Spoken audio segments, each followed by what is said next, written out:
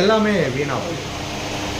பாருங்க, 5 உண்மைகள்: கொலை செய்ய மாட்டேன், களவு செய்ய மாட்டேன், பொய் சொல்ல மாட்டேன், பிறல் காமம் கொள்ள மாட்டேன், போதை தரும் பொருள்களை உண்ண மாட்டேன்.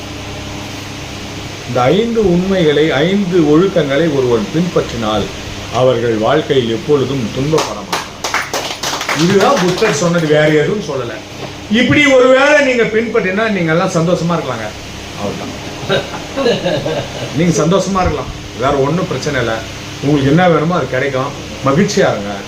அப்படி மகிழ்ச்சியா இருக்கணும்னா உனக்கு யாரும் வழி காட்ட மாட்டாங்க. உனக்கு யாரும் வழி காட்ட மாட்டாங்க. நான் கூட வழி காட்ட மாட்டேன்.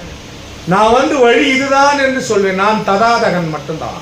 நான் உங்கள் மீட்பர் கிடையாது. I am not your readymade. நான் உங்கள் மீட்பர் கிடையாது. நான் உங்களுக்கு வழியை காட்டுறேன். எந்த வழிகாட்டு வருமா அது கூட வருமா? வாணியம்பாடிக்கு 5 கிலோமீட்டர் ஒரு போர்டு போட்டுக்கிறான். நான் போய் என் வழியெல்லாம் தெரியாது, மரியாதை நீ என் கூட வா அப்படின்னா அந்த மரம் வருமா? வராது.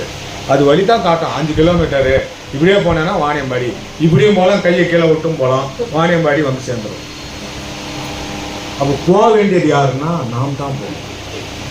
நடக்க வேண்டியது யார் என்றால் நாம் தான் நடக்கும். இந்த வழிகளையெல்லாம் தடாகராகிய புத்தர் சொல்லியிருக்கிறாரு. இது எல்லாம் துன்பத்தை நீக்கும் வழிகள். இவையெல்லாம் மனித சமூகம் மகிழ்ச்சியாக இருப்பதற்கான வழிமுறைகள். இவற்றையெல்லாம் ஒருவேளை நீங்கள் பின்பற்றினீர்கள் என்றால் மகிழ்ச்சியாக இருப்பீர்கள். ஆகவே வேற ஒருத்தர் கொண்டாந்து மகிழ்ச்சியை உங்களிடம் கொட்ட மாட்டார்கள். ஆகவே ஆனந்தா, நீ என்னவாக இருக்க வேண்டும் என்றால் உனக்கு நீயே ஒளியாக இரு. புத்தர் சொல்றார், உனக்கு நீயே ஒளியாக இரு. உங்களுக்கு நீங்க தாங்க லைட்டு. யாரோ ஒருத்தர் லைட் அடிப்பாரு, அதுல நாம போயிடலாம் நினைக்காதீங்க. நீங்க தான் உங்களுக்கு ஒளி.